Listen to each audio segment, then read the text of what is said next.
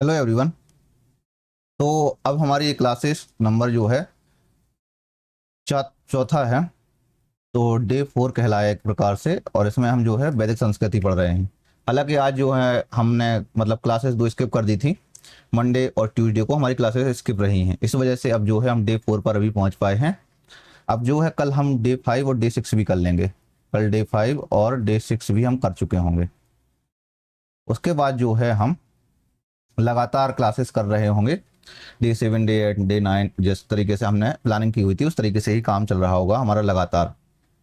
यहाँ पर देखिए, सामान्य तौर पे मैंने आपको प्लानिंग सारी पहले ही शेयर कर दी थी, फिर भी मैं आपको बता देता हूँ क्योंकि जो यूट्यूब वाले बच्चे हैं उनके लिए एक बार प्लानिंग शेयर करना भी बताना जरूरी है, बार बार बताना जरूरी है उनके लिए। बाकी जो लोग और जो नहीं आ रहे हैं तो उनके लिए मैं बताना चाहूँगा फिर से। तो सबसे पहले मैं आपको बता दूं, यहाँ पर जो है हम लगातार डेली डेली डेली जो है 30 प्रश्नों की तैयारी कर रहे हैं और 30 टॉपिक होंगे इतिहास के। 30 टॉपिक, 30 डेज और 30 क्वेश्चंस। ठीक है।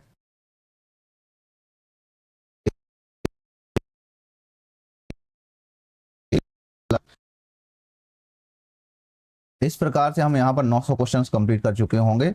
और यही 3000 क्वेश्चन, 30 टॉपिक्स के जो 3000 क्वेश्चंस हैं वो आपको ऐप पर प्रैक्टिस के लिए भी मिलेंगे। ऐप पर प्रैक्टिस के लिए भी मिलेंगे। इसके अलावा यहाँ पर क्या मिलेगा, इसके अलावा आपको 10 प्रैक्टिस सेट भी मिलेंगे। 10 प्रैक्टिस सेट भी मिलेंगे। तो ये सारी चीज़ें जो है वो आपको एक ही जगह पर मिल जाएंगी, ऐप पर। प्राइम एकेडमी ऐप पर मिल जाएंगी, तो आप वो ऐप भी डाउनलोड कर लीजिए। और बाकी अगर आपका कोई भी डाउट आता है तो आप इस पर पूछ सकते हैं, या इसके अलावा मुझे जो है हमारे मेल पर भी आप कर सकते हो। डिस्क्रिप्शन में लिखा हुआ है, तो आप वहाँ से सारे कॉन्टेक्ट जो भी तरीके हैं, वेबसाइट पर भी जा सकते हैं। तो तरीके कई सारे हैं, तो आप मुझसे डायरेक्टली कॉन्टेक्ट कर सकते हैं। मुझसे ही डायरेक्टली कॉन्टेक्ट होगा, आपको कोई इशू नहीं है, ना कोई टीम है ना कुछ भी है। सब जगह पर मैं ही अवेलेबल हूँ, जहाँ पर भी अवेलेबल हूँ। ठीक है। तो आप मुझसे डायरेक्ट कॉन्टेक्ट कर सकते हैं इस पे व्हाट्सएप के माध्यम से। तो चलते हैं पहले प्रश्न की ओर।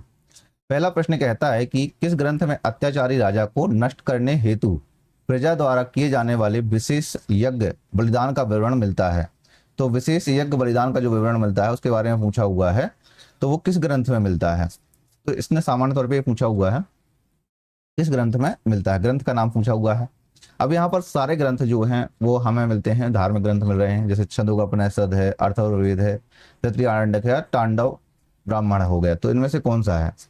तो देखो, जो तांडव ब्राह्मण है वह इसका सही आंसर है। यह एक सामवेद का ब्राह्मण ग्रंथ है। जो सामवेद है उसका ब्राह्मण ग्रंथ है। ठीक है। इसमें जो है इस ब्राह्मण ग्रंथ में 25 अध्याय हैं। 25 अध्याय हैं, इसलिए इसको जो है पंचविश ब्राह्मण भी कहा जाता है। तो आपने जो नाम पढ़ा होगा वो क्या पढ़ा होगा, पंचविश ब्राह्मण पढ़ा होगा। आपको लगा होगा यार ये कहाँ से आ गया नया, टांड ब्राह्मण कहाँ से आ गया। तो ये पंचविश ब्राह्मण है इसको। ठीक है। और जब ये बहुत ज्यादा विशालकाय है, बहुत बड़ा होने के कारण इसको महाब्राह्मण भी कहा जाता है।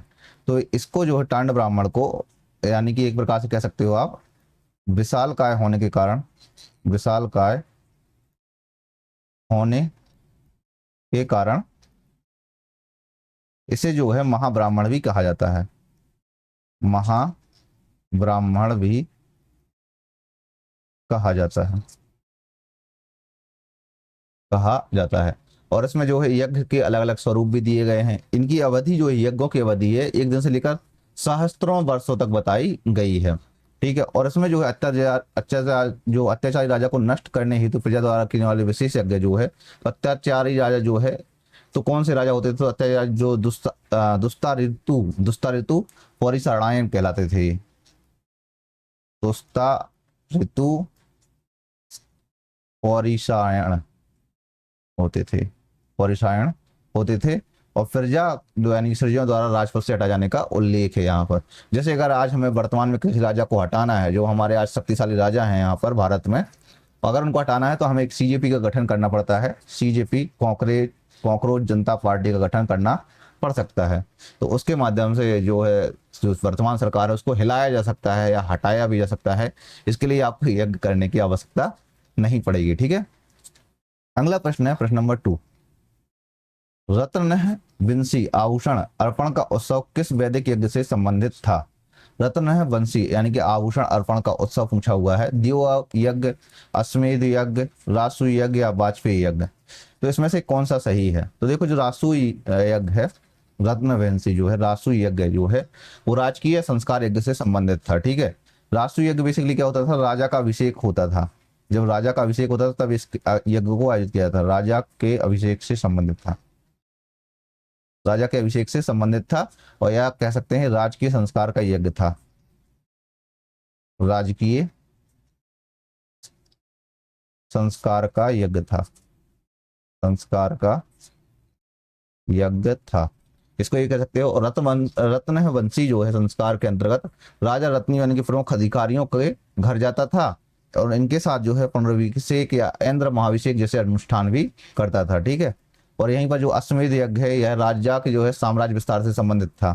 ठीक है, तो अश्वमेध यज्ञ राजा के साम्राज्य विस्तार से संबंधित था। ठीक है, और यह जो एक प्रकार से वाजपेयी यज्ञ जो है वो राजा की शक्ति या यश की वृद्धि के लिए किया जाता था। जो वाजपेयी यज्ञ है वो किसके लिए किया जाता था? राजा की शक्ति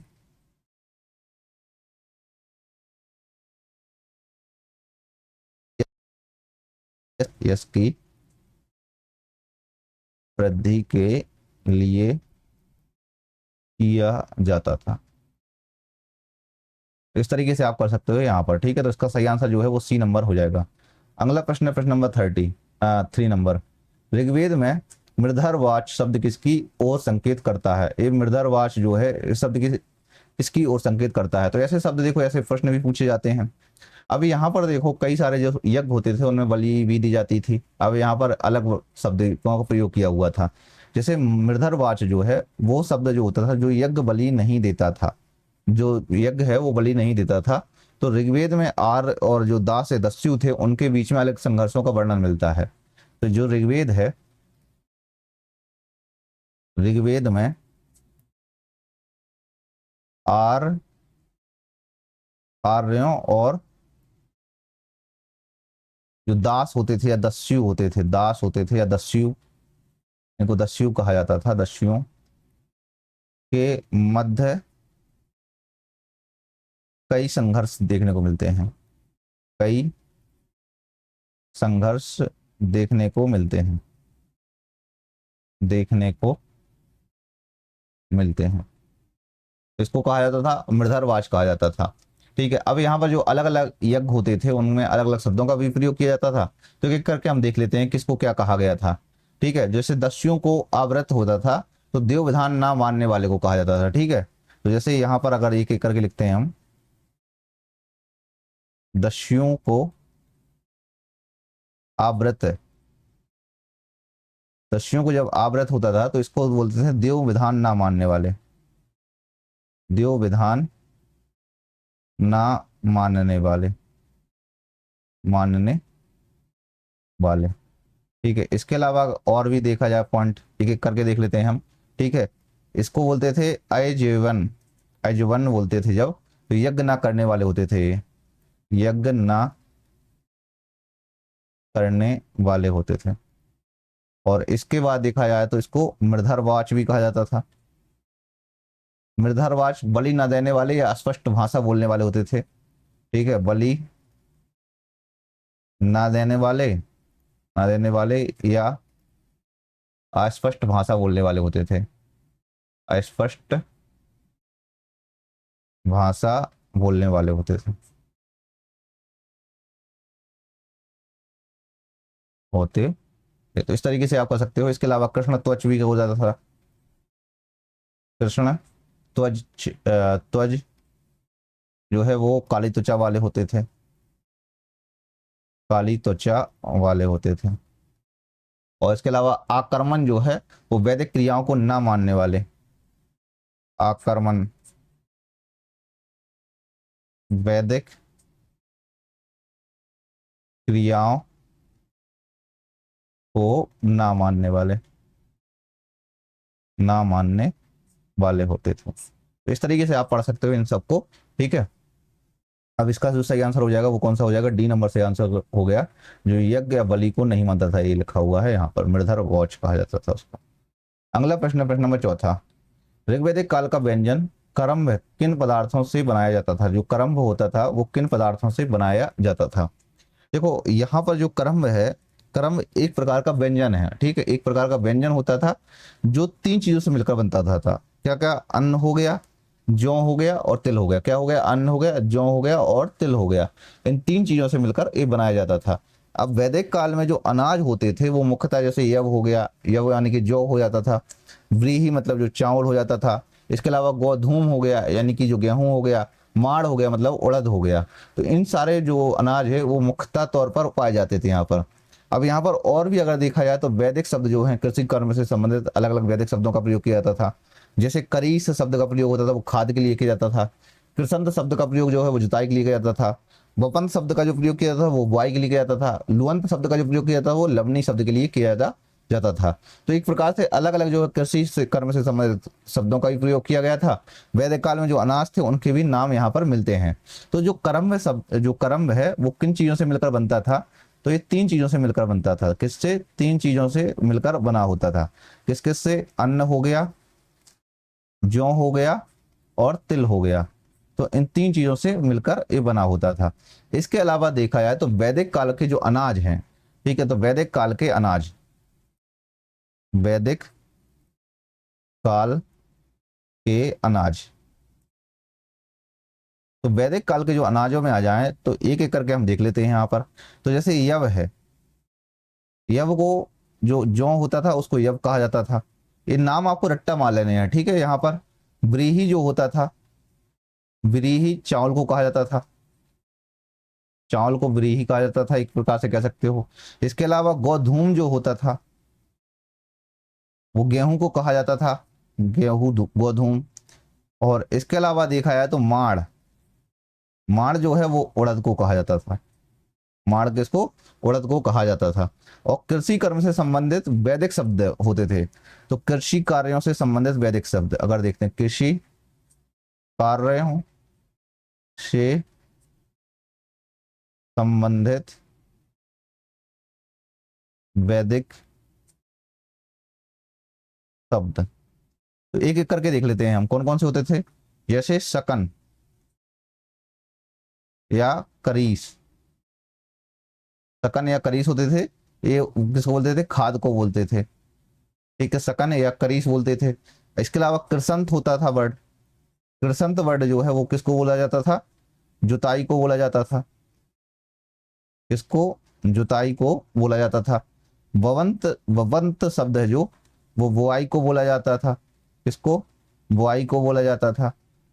और इसके अलावा लुअंत शब्द है जो, लुनंत शब्द है, लुनंत शब्द है जो, तो लुनंत शब्द जो है लवनी को बोला जाता था, किसको? लवनी को बोला जाता था।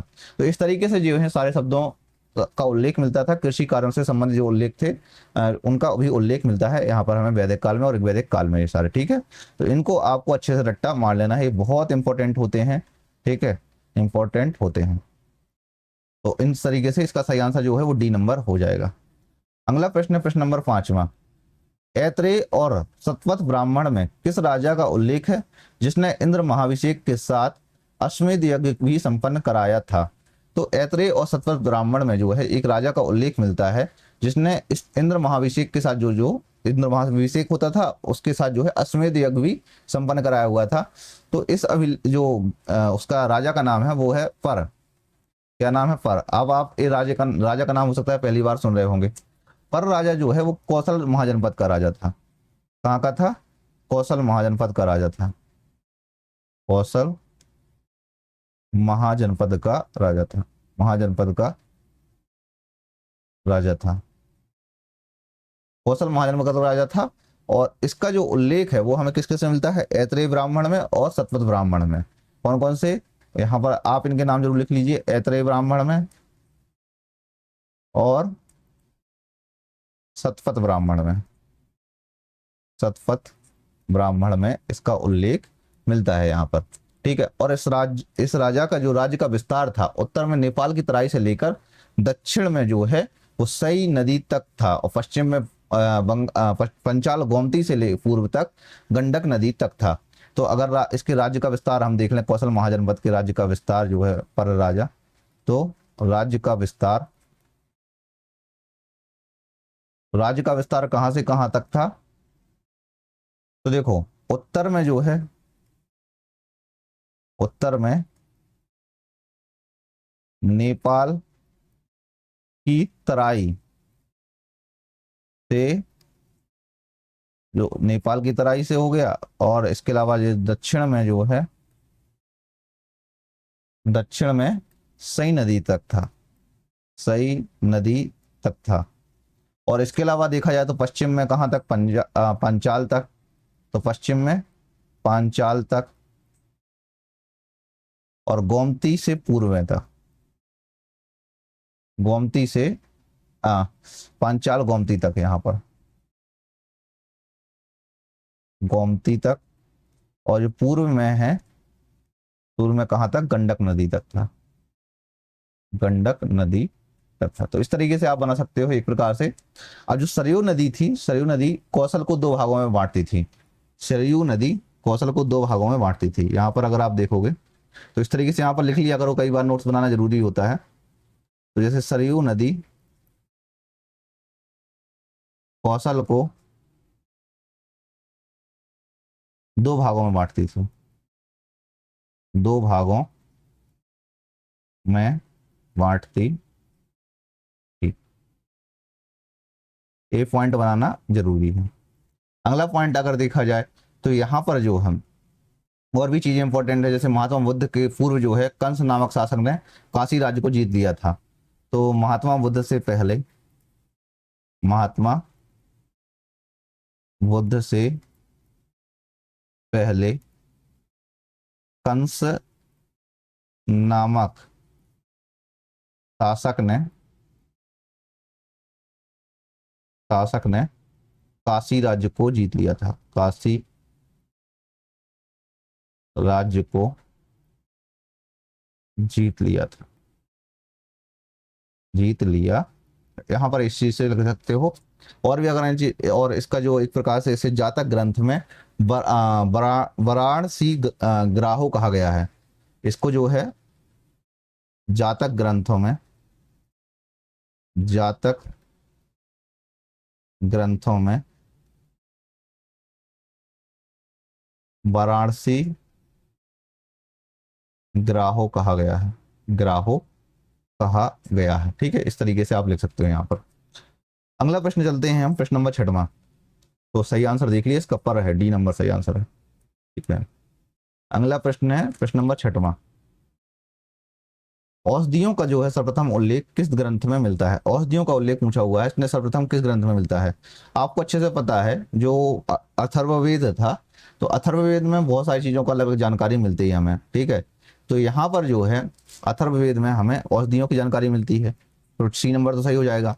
अब अथर्ववेद में और कौन कौन चीजों का उल्लेख मिलता है? अथर्ववेद में, अथर्ववेद में बहुत सारी चीजों का मिलता है, जैसे रोग निवारण हो गया। रोग निवारण का मतलब है एक प्रकार से औषधियों का ही हो गया, रोग निवारण हो गया। इसके अलावा तंत्र मंत्र हो गया, तंत्र मंत्र हो गया। इसके अलावा जादू टोना हो गया, जादू टोना हो गया।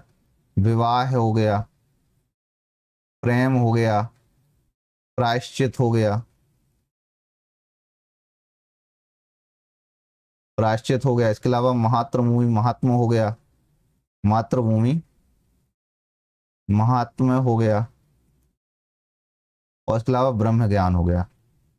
इन चीजों की जानकारी यहाँ पर मिलती है हमें, इससे अथर्ववेद से सारी चीजों की जानकारी मिलती है। इसके अलावा यहाँ पर देखा जाए तो यह वेद जो है वो लौकिक आचार व्यवहार का विश्वकोश भी कहा जाता है। ठीक है, यह वेद लौकिक आचार व्यवहार का, व्यवहार का विश्वकोश है, विश्वकोश है। ठीक है, और इसमें जो है आयुर्वेद, आयुर्वेद का भी सर्वप्रथम उल्लेख मिलता है, आयुर्वेद का सर्वप्रथम उल्लेख मिलता है, सर्वप्रथम उल्लेख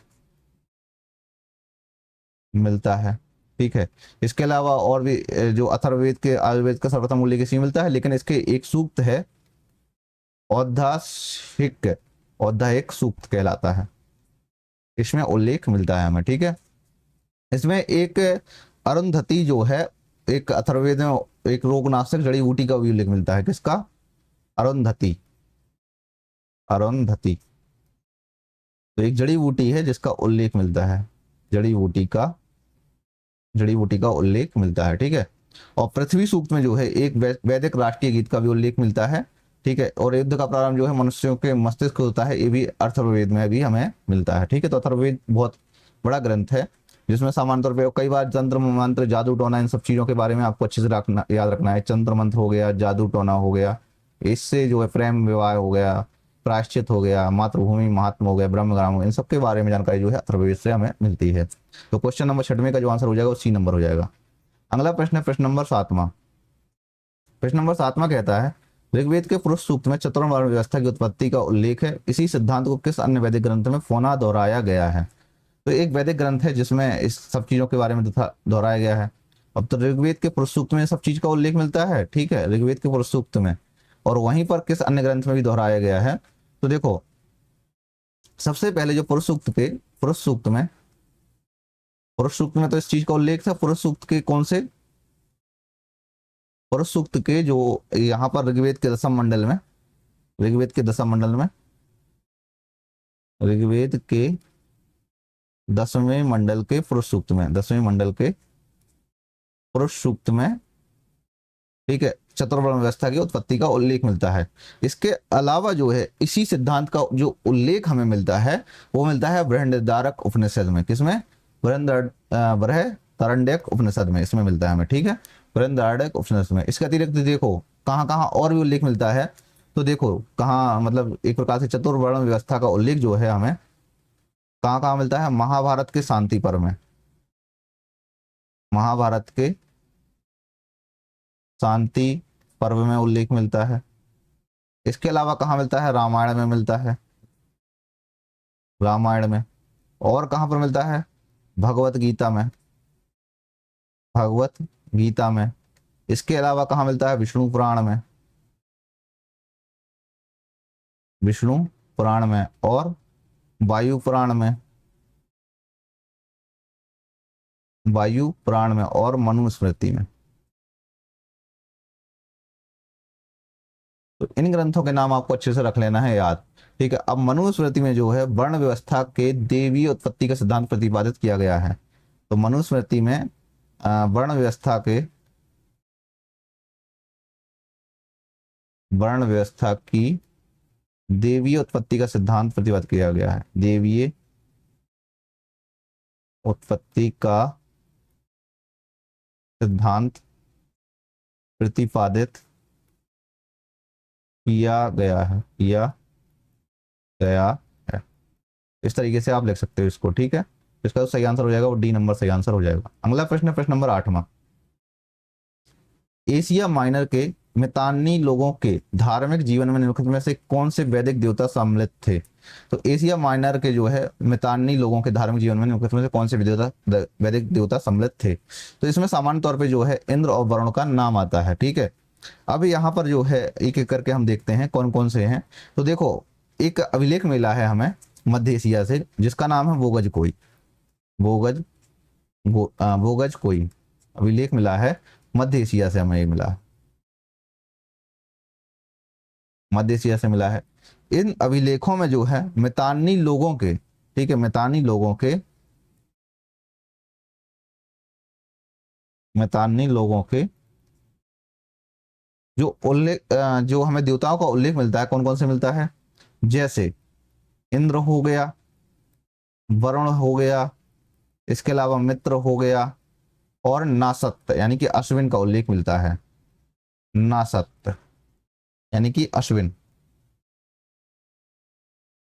का उल्लेख मिलता है, का उल्लेख मिलता है। ठीक है, किंतु इसमें देखा जाए तो दो हैं, इंद्र और वरुण। इनका जो मुख्यतः जो है मितान्नी के धार्मिक जीवन में एक प्रकार से केंद्रीय देवता थे। ठीक है, और यह जो साक्ष्य है आर्यों के पश्चिम एशिया से भारत में प्रवेश का एक प्रकार से महत्वपूर्ण स्रोत माना जाता है। ठीक है, और यहाँ पर एक वैदिक संस्कृति व्यापकता उसके अंतर्राष्ट्रीय संबंधों की एक प्रकार से पुष्टि भी यहीं से होती है। तो इसका सही आंसर जो है वो सी नंबर हो जाएगा। अगला प्रश्न है प्रश्न नंबर 9।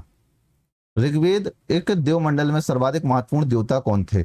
अब देखो कई बार क्या होता है कि आप लोगों के दिमाग में एक प्रश्न आता है। प्रश्न ये है सिंपल सा कि अगर मान लीजिए कि किसी भी देवता का नाम बार बार आ रहा है तो क्या वह देवता उतना ही महत्वपूर्ण है? तो एकदम सही है। देखो जब जैसे मान लो ऋग्वेद में जो सूक्त हैं, अब वो करीब करीब 250 सूक्त हैं, वो सिर्फ एक देवता के नाम को ही समर्पित हैं, जिसका नाम है इंद्र है। जब उसको ही समर्पित हैं तो कह सकते हैं कि ऋग्वेद के जो ऋग्वेद है, तो ऋग्वेद में देवमंडल में जो है इंद्र सर्वाधिक महत्वपूर्ण देवता हो जाते हैं, सीधी सी बात है। इसमें अगर देखा जाए तो कौन है? इंद्र जो है। अब इनका इनका नाम ही इसलिए आता है क्योंकि देखो लगभग 250 सूक्त जो हैं, 250 सूक्त इन्हीं को समर्पित हैं। ठीक है, और इंद्र को जो है एक प्रकार से पुरंदर यानी कि किलों का संरक्षक या किलों का विध्वंसक कहा जाता है। इंद्र को इंद्र को क्या कहा जाता है? पुरंदर कहा जाता है। पुरंदर यानी कि किलों का विध्वंसक कहा गया है, किलों का विध्वंसक कहा गया है। ठीक है, और इसके अलावा और भी देखा जाए तो बृहत्रहन भी कहा गया है इनको। ठीक है, क्या कहा गया है इंद्र को? बृहत्रहन, इस तरीके से लिखा हुआ है, बृहत्रहन है, त्रहन।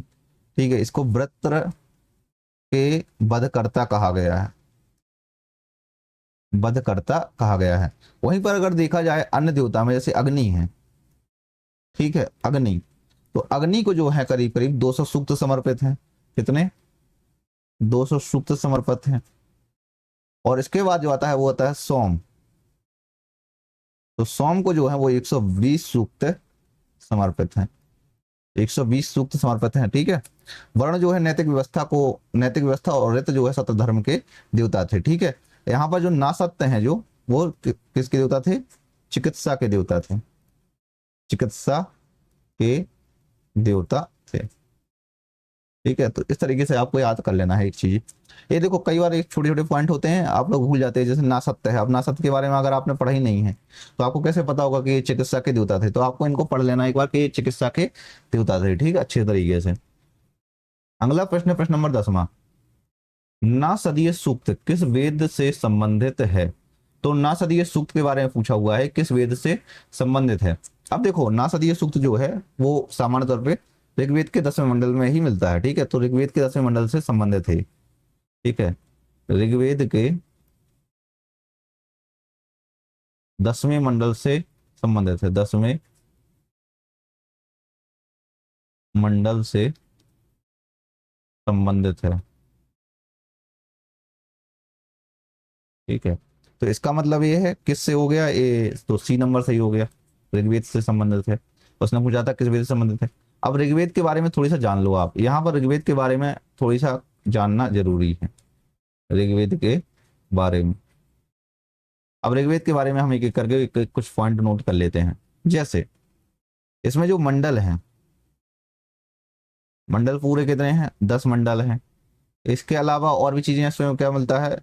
सूक्त जो हैं, तो सूक्त कितने हैं? 1028 सूक्त हैं। और क्या क्या मिलता है इसमें? तो इसमें ऋचाएं हैं, ऋचाएं कितनी है? 10,580 ऋचाएं हैं। ठीक है, और प्रथम और जो 10वां अंतिम मंडल था, प्रथम और 10वां मंडल, प्रथम व 10वां मंडल है जो, प्रथम और 10वां मंडल, इसमें जो है 191 सूक्त हैं, 191 और 191 सूक्त हैं। इस तरीके से आप लिख सकते हो। और जो पुरुष सूक्त हो गया और नासदीय सूक्त हो गया, दोनों 10वें मंडल में हैं। अब 10वें मंडल में कौन कौन से 2 सूक्त हैं? एक तो नासदीय सूक्त हो गया और दूसरा कौन सा है? पुरुष सूक्त भी है, पुरुष सूक्त भी इसी में मिलता है। ठीक है, 7वें मंडल में देखो, अब 7वें मंडल में हमें गायत्री मंत्र मिलता है। गायत्री मंत्र मिलता है। और नौवें मंडल में नौवें मंडल में जो है हमें सोम देवता का उल्लेख मिलता है। इसका सोम देवता का उल्लेख मिलता है, ठीक है। और ऋग्वेद के जो है दो प्रभाग हैं, दो प्रभाग मिलते हैं, एक अष्टक क्रम 8 अष्टक, और प्रत्येक में जो है 8 अध्याय होते थे। एक होता था मंडल क्रम जिसमें 10 मंडल होते हैं, ठीक है। तो इस तरीके से जो सही आंसर हो जाएगा हमारा सी नंबर सही आंसर है। अगला प्रश्न, प्रश्न नंबर 11वां, ऋग्वेदिक काल के प्रसिद्ध पंचजन में निम्नलिखित में से कौन सम्मिलित नहीं था? पंचजन में जो है कौन सम्मिलित नहीं था वो आपको बताना है। अब पंचजन में देखो मतलब राजाओं के नाम है। पंचजन के जो नाम है देख लो थोड़ी सा, तो एक प्रकार से दो थे, दस्यु थे और आर्यतन थे, ठीक है। तो एक है थे जो है पंचजन है, ठीक है, और बाकी है आर्यतर जन, ठीक है। 5 जो है आर्यतर जन होते थे, ठीक है। टोटल जो है 10 टाइप के हो गए। अब इसमें से जो थे वो थे पुरु, इसके अलावा यदु, तुर्वस और अनु और दूधा, ठीक है। तो इस तरीके से इसको इस तरीके से लिखते हो। और बाकी आर्यता जन में आ जाते थे शिव, पक्थ और अलिन और भलानस और विसानिन। इस तरीके से आप यहाँ पढ़ सकते हो। भरत जो है वो पंचजन में नहीं है, ठीक है। तो इनके जो विरोधी पक्षकर्ता थे उनमें शामिल थे, ठीक है। तो यहाँ पर जो भरत हैं वो शामिल नहीं है। यदु, तुर्वस और पुरु इसमें शामिल है। तो इसमें जो है आपका ये वाला सही हो जाएगा, सी नंबर। कौन सा? सी नंबर सही हो जाएगा। नेक्स्ट प्रश्न है प्रश्न नंबर 12वां, वैदिक काल की सबसे प्राचीन सार्वजनिक संस्था कौन सी मानी जाती है? तो वैदिक काल की देखो कई सारी प्राचीन संस्थाएं थी, यहाँ पर 3 थी सामान्य तौर पे, ठीक है, जैसे सभा, समिति और विधत थी। अब इसमें देखो सबसे प्राचीन संस्था कौन सी मानी जाती है, जैसे सभा, समिति, विधत। अब कई सारे बच्चे क्या करते हैं यहाँ पर एक गलती है करते हैं, जैसे सभा है। अब सभा के बारे में आपको ये समझ में नहीं आता। जैसे मैं यहाँ पर एक पॉइंट नोट आउट करवा देता हूँ आप। राज्यसभा जो होती थी या सभा होती थी वो अभिजात वर्गों की होती थी। इसकी हो जाती थी अभिजात वर्गों की होती थी, ठीक है। यानी कि अभिजात वर्ग की एक प्रकार से संस्था होती थी। वहीं पर समिति जो है, समिति में कौन कौन हो सकता है? समिति में हम तुम जैसे लोग हो सकते हैं, ठीक है। तो जो समिति होती थी इस जनसाधारण की संस्था होती थी, जनसाधारण की संस्था होती थी। और जो विदत है एक सार्वजनिक संस्था थी, ये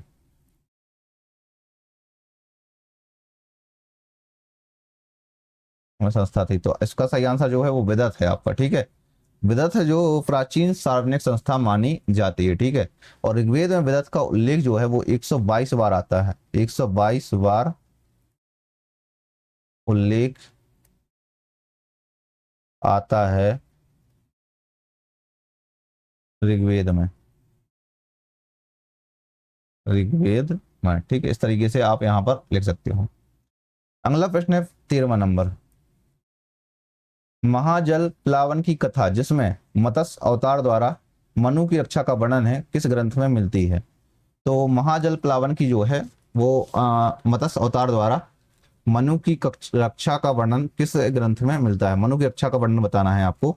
तो ऐत्रेय ब्राह्मण में, ऋग्वेद में, वैष्णवी संस्था संहिता में या शतपथ ब्राह्मण में?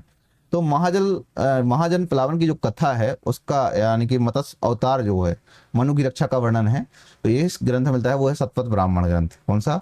शतपथ ब्राह्मण ग्रंथ है। अब शतपथ ब्राह्मण ग्रंथ है जो वो किस वेद से संबंधित है? तो यह जो है वो यजुर्वेद से संबंधित है, यजुर्वेद से संबंधित है, ठीक है। और इसकी रचना है जो यानी कि शतपथ ब्राह्मण की रचना है वो किसने की थी?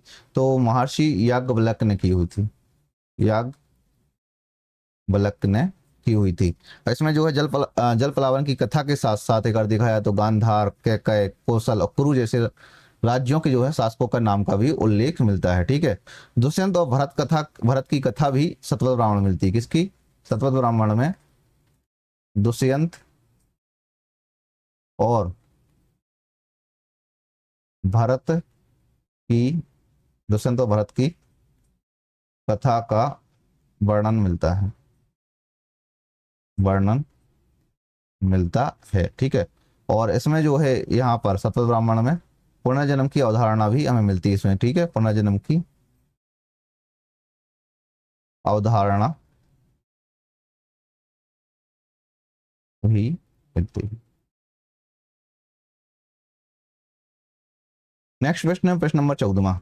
तो सही आंसर जो है वो डी नंबर हो जाएगा, 14वां।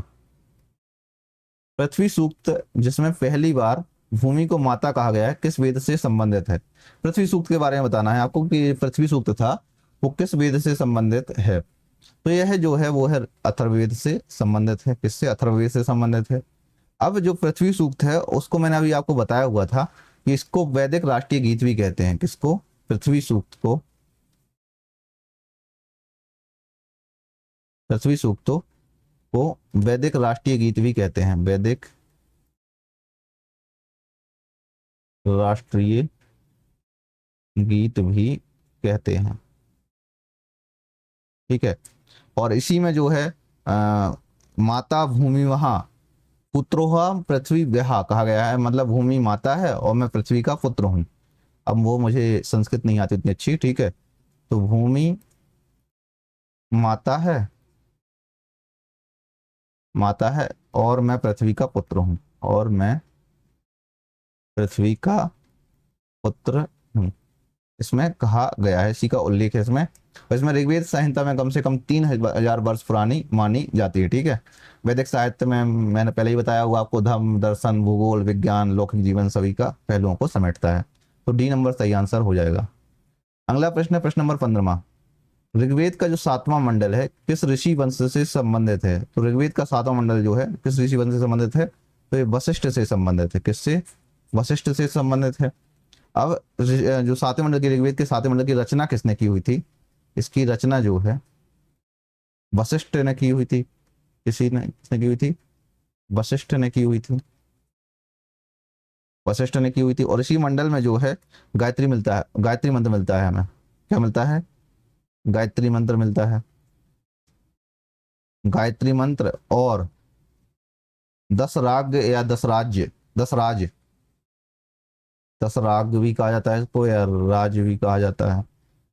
10 राज, युद्ध का वर्णन मिलता है। युद्ध का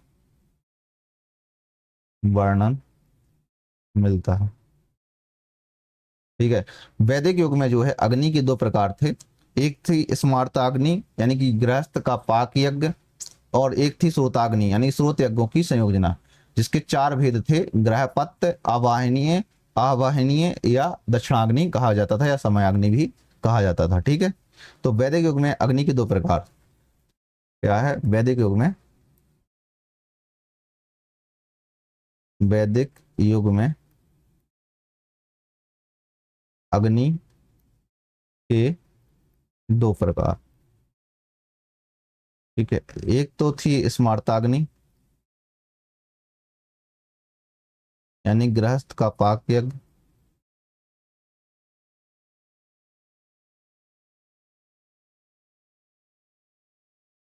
गृहस्थ का पाक यज्ञ, और दूसरी थी वो थी स्रोताग्नि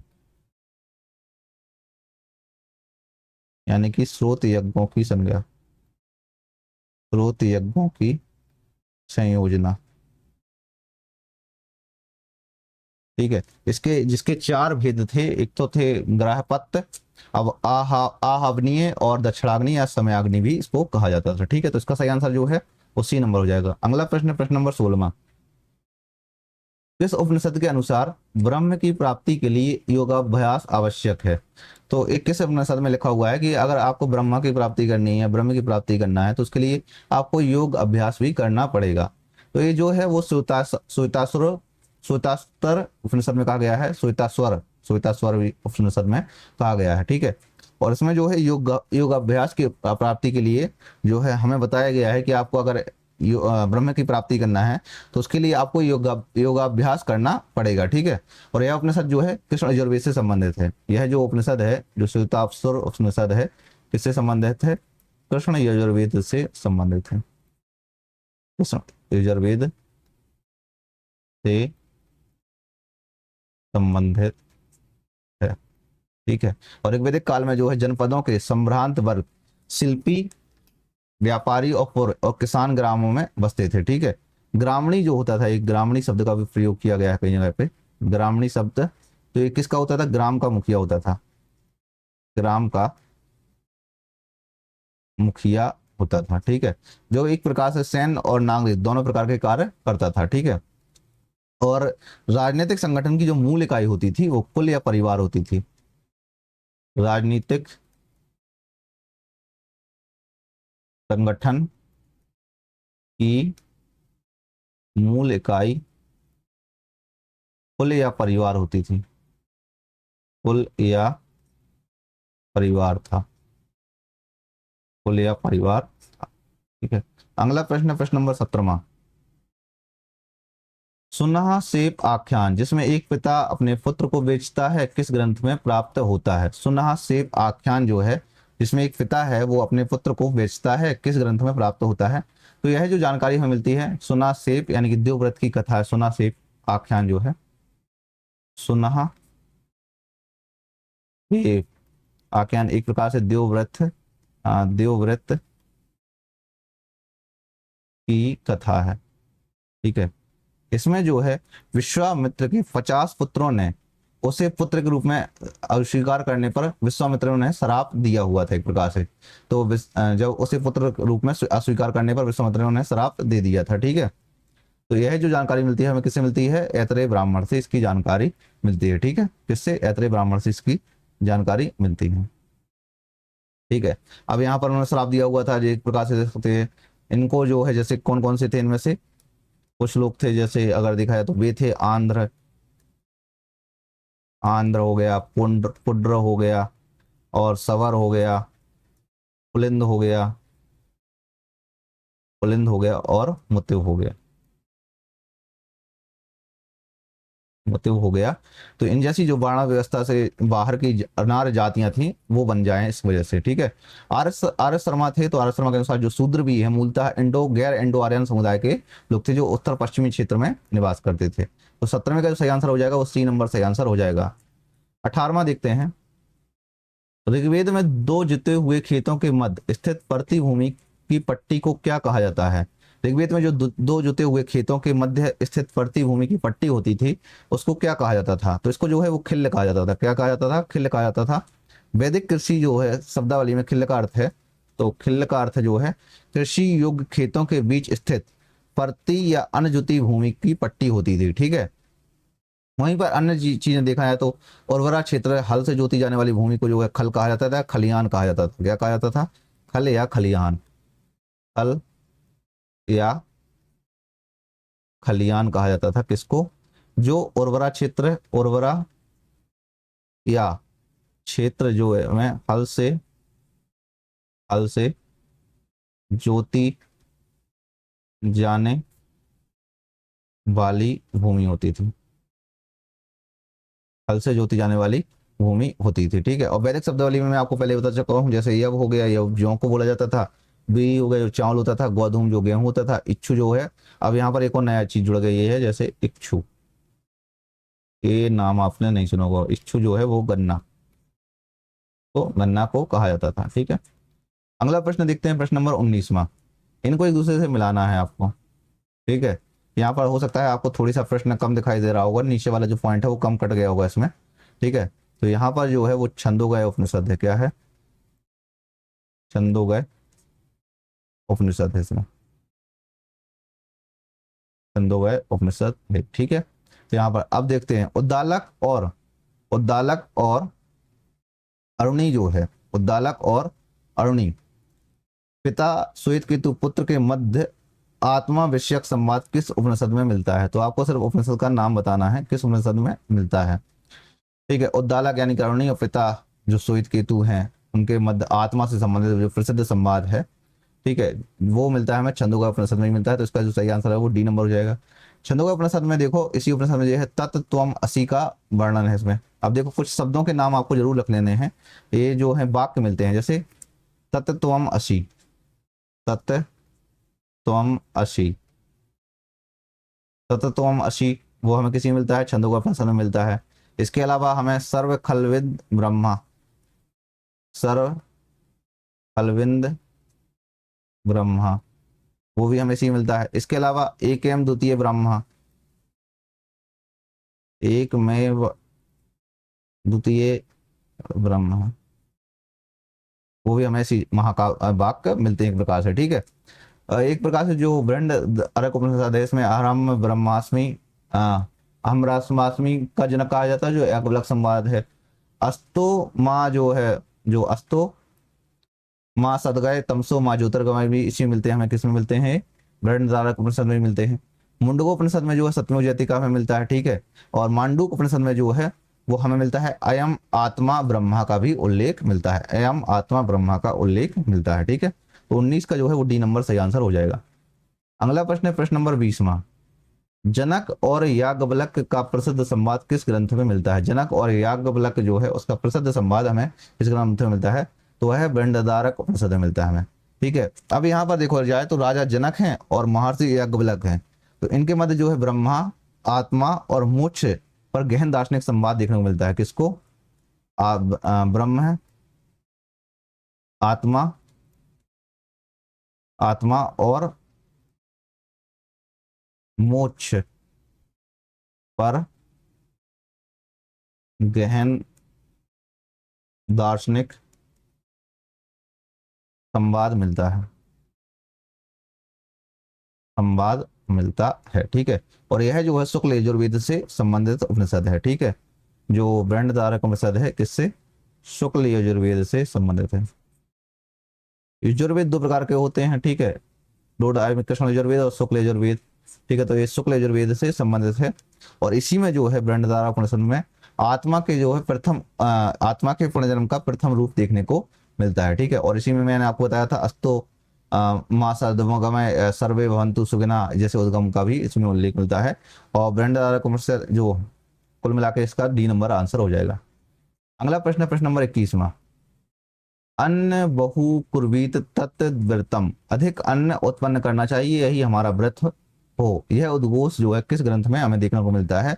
तो अन्न बहु कुर्वीत तत् तद व्रतम जो है अधिक अन्न उत्पन्न करना चाहिए यही हमारा व्रत है, तो ये किस ग्रंथ में मिलता है उद्घोष का? तो वो है तैत्तिरीय उपनिषद में हमें इसका ग्रंथ का उल्लेख मिलता है, ठीक है। तैत्तिरीय उपनिषद जो है वो किससे संबंधित है? कृष्ण यजुर्वेद से संबंधित है। अभी मैंने बताया था आपको यजुर्वेद जो है वो दो प्रकार के हैं, एक कृष्ण यजुर्वेद और एक शुक्ल यजुर्वेद, ठीक है। तो जो तैत्तिरीय उपनिषद है वो किससे संबंधित है? कृष्ण यजुर्वेद से संबंधित है। और इसमें ही अन्न को जो है ब्रह्मा मानने की अवधारणा, अहम अन्न ब्रह्मा भी प्रतिपादित किया गया है इसमें, ठीक है। यहां से ही क्या किया गया है? अन्न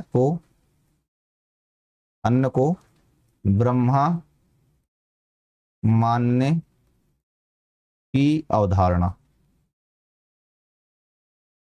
अवधारणा यानी कि अन्नम ब्रह्मा, अन्न ब्रह्मा भी प्रतिपादित है यह, और यह उद्घोष जो है उत्तर वैदिक काल की कृषि प्रधान अर्थव्यवस्था और खाद्य उत्पादन को जो है सर्वोच्च कर्तव्य बताने की प्रवृत्ति का प्रमाण है। तो डी नंबर सही आंसर हो जाएगा इसका, ठीक है।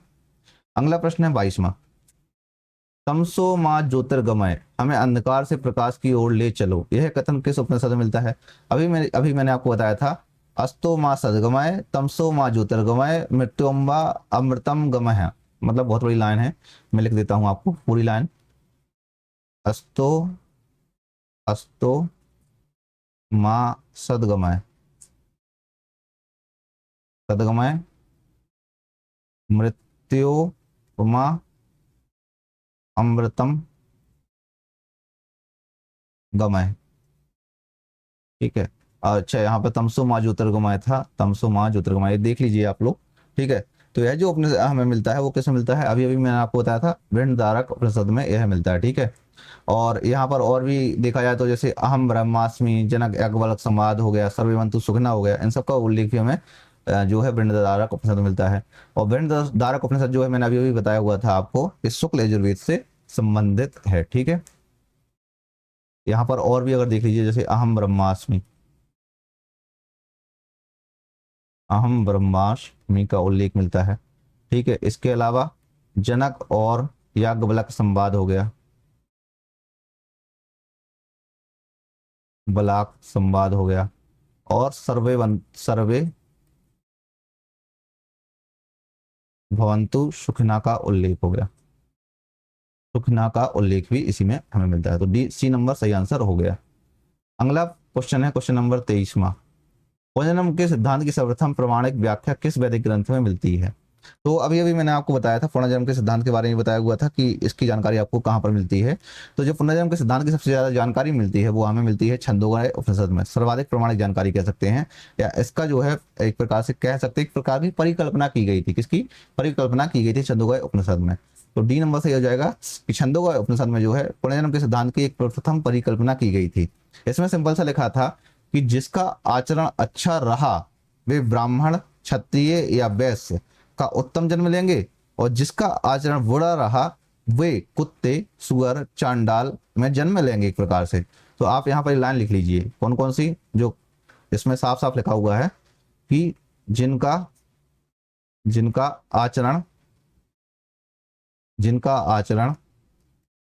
अच्छा रहा, अच्छा रहा वे ब्राह्मण,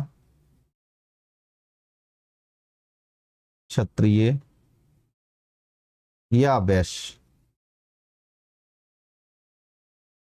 वैश्य का उत्तम जन्म लेंगे, का उत्तम जन्म लेंगे। और जिनका आचरण बुरा है, जिनका आचरण बुरा रहा वे कुत्ते, सुअर या चांडाल जन्म लेंगे, चांडाल जन्म लेंगे। ठीक है, और यहाँ पर जो है वृहदारण्यक उपनिषद में जो है आत्मा के जो है पुनर्जन्म के प्रथम रूप का और सतपथ ब्राह्मण जो है पुनर्जन्म की अवधारणा का हमें उल्लेख मिलता है। सतपथ ब्राह्मण में हमें किस चीज का उल्लेख मिलता है? यहाँ पर पुनर्जन्म की अवधारणा का उल्लेख मिलता है, पुनर्जन्म की अवधारणा का उल्लेख मिलता है, अवधारणा का उल्लेख मिलता है। ठीक है, तो इसका जो है सही आंसर जो है डी नंबर हो जाएगा। अगला प्रश्न, प्रश्न नंबर 24वां।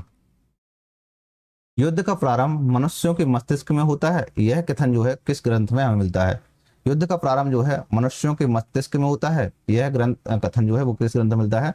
तो यह जो है वो हमें अथर्ववेद में मिलता है। किसमें? अथर्ववेद में मिलता है। अब यह इसमें साफ साफ लिखा है पृथ्वी सूक्त में जो है वैदिक राष्ट्रीय गीत किया गया है, मैंने अभी आपको पहले ही बता दिया था। और इस ग्रंथ में जो है बहुत ही विस्तृत है। अब इसमें जो है क्या क्या मिलता है अथर्ववेद में अगर देखा जाए तो 20 कांड हैं, टोटल 20 कांडों में है। इसके अलावा इसमें जो है 730 सूक्त हैं, 730 सूक्त हैं। और इसके अलावा जो है इसमें मंत्र जो है मंत्र 5987 मंत्र हैं इसमें, 5987 मंत्र भी इसमें है। आयुर्वेद का जो मूल है वो अथर्ववेद में ही निहित है। ठीक है, तो इसका सही आंसर जो है वो सी नंबर हो जाएगा। अगला प्रश्न है प्रश्न नंबर 25वां। ऋग्वैदिक काल में निम्नलिखित में से कौन सी प्रथा प्रचलित नहीं थी? ऋग्वैदिक काल में जो है कौन सी काल में निम्नलिखित में से कौन सी प्रथा प्रचलित नहीं थी? कौन सी प्रथा प्रचलित नहीं थी, साफ साफ पूछा हुआ है। यहाँ पर देखो विधवा विवाह प्रचलित था भैया, वधु मूल्य भी प्रचलित था, दहेज भी था, पर बाल विवाह जो था यहाँ पर नहीं था। बाल विवाह जो है निषेध था। वेदों में जो है विधवा विवाह का समर्थन किया गया है। हालांकि देखो आज जो है विधवा विवाह कितना कठिन हो गया है, और हम सब कई बार बोलते हैं वेदों की कुछ परंपराओं को फॉलो करना चाहिए। तो अधिकतर लोग क्या है निगेटिविटी के प्रति, बहुत ज्यादा निगेटिविटी के प्रति अट्रैक्टिव होते हैं। अब इसकी वजह से क्या होता है, जैसे अथर्ववेद हो गया, मनुस्मृति हो गया, इनको आप स्वीकार करने लगते हो। वही बात आती है जैसे ऋग्वैदिक काल की, तो आप उसको नकारने लगते हो, जबकि ऋग्वैदिक काल काफी शुद्ध है। ठीक है, बाकी चीजें तो बहुत तुड़मारू के बनाई गई हैं। ठीक है, अब यहाँ पर जो अथर्ववेद है उसमें एक मंत्र में कहा गया है कि पत्नी की मृत्यु के पश्चात पत्नी सनातन जीवन निर्वाह के लिए नया विवाह कर सकती है। और ऋग्वेद में भी कहा गया है, हे नारी मृत पति को छोड़कर विवाह के इच्छुक दूसरे पति को स्वीकार करो। इस काल में जो है नारी की स्थिति एक प्रकार से सम्मानजनक थी, उन्हें शिक्षा का स्वीकार किया गया है। अब ऋग्वेद में क्या कहा गया है, ऋग्वेद में कहा गया है, हे नारी मृत पति को छोड़कर को छोड़कर विवाह के इच्छुक दूसरे पति को स्वीकार करो। दूसरे पति को स्वीकार करो, इस तरीके से इसमें लिखा गया था। तो इसका सही आंसर जो है वो डी नंबर हो जाएगा। अगला प्रश्न, प्रश्न नंबर 26वां, वेदांत शब्द का प्रयोग किस वैदिक साहित्य के लिए किया जाता है? वेदांत शब्द का प्रयोग किस साहित्य के लिए किया जाता है? तो देखो इसका सिंपल सा अर्थ अगर देखा जाए तो वेदांत का अर्थ होता है वेदों का अंत। वेदों का अंत। अब वेदों का अंत जो है वो वेदों का सार तत्व होना चाहिए उसमें, वेदों का सार तत्व होना चाहिए इसमें। और वेदों का जो सार तत्व है वो हमें मिलता है उपनिषदों में मिलता है। किसमें? उपनिषदों में मिलता है। ठीक है, उपनिषदों ने जो है कई सारे वेदों को कह सकते हैं जो कर्मकांडी विद्या थी उसको क्रिटिसाइज भी किया हुआ था यहाँ पर। ठीक है, तो उपनिषदीय जो वैदिक साहित्य वो अंतिम और दार्शनिक भाग होते थे। ठीक है, तो उपनिषद जो होते थे वो अंतिम और दार्शनिक भाग और दार्शनिक भाग होते थे। ठीक है, और इसमें जो ब्रह्म है, आत्मा, मोक्ष और जगत की प्रकृति का एक प्रकार से विवेचन किया गया है। इनकी कुल संख्या है वो 108 है। कितनी? 108 है। ठीक है, मुख्य रूप से 10 या 13 माने जाते हैं। ठीक है, तो डी नंबर सही आंसर है। अगला प्रश्न है प्रश्न नंबर 27वां, नृत्य का प्रणेता किसे माना जाता है? नृत्य का जो है वो प्रणेता किसको माना जाता है? तो नृत्य की जो रचना है वो यास्क ने की थी। किसने? यास्क ने की हुई थी। ठीक है, नृत्य की रचना यास्क ने की थी और यास्क को जो है नृत्य का प्रणेता माना जाता है। ठीक है, यास्क को है जो है और नृत्य का प्रणेता माना जाता है। ठीक है, अब नृत्य जो है वो वैदिक शब्दों की व्याख्या करने वाला ग्रंथ है, उसमें 6 वेदांगों का उल्लेख है। ठीक है, तो पाणिनि है जो, तो पाणिनि ने अष्टाध्यायी की रचना की थी। पाणिनि ने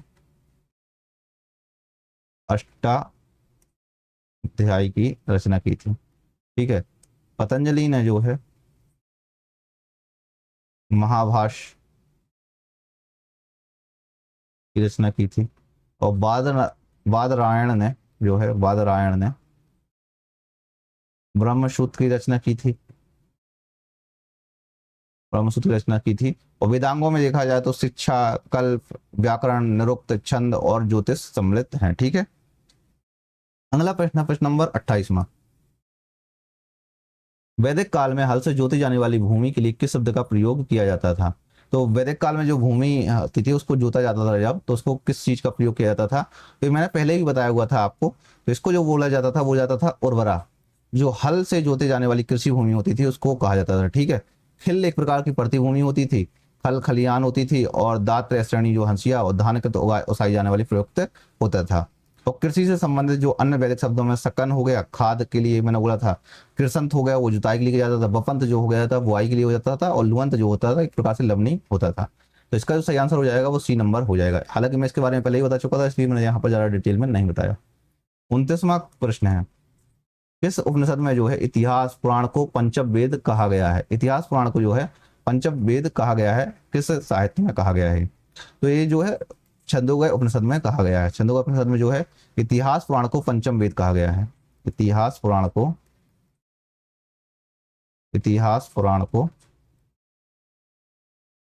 पंचम वेद कहा गया है।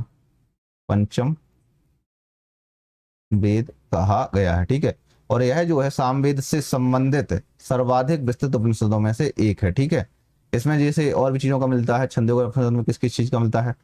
तत्व, त्वम, अशी का उल्लेख मिलता है।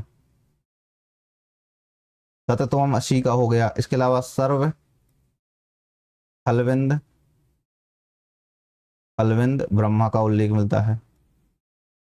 इसके अलावा देखा जाए तो उद्दालक और श्वेतकेतु और सनत कुमार नारद संवाद का भी उल्लेख मिलता है इसमें। किसका? इसमें देखा जाए तो किसका? सनत कुमार नारद संवाद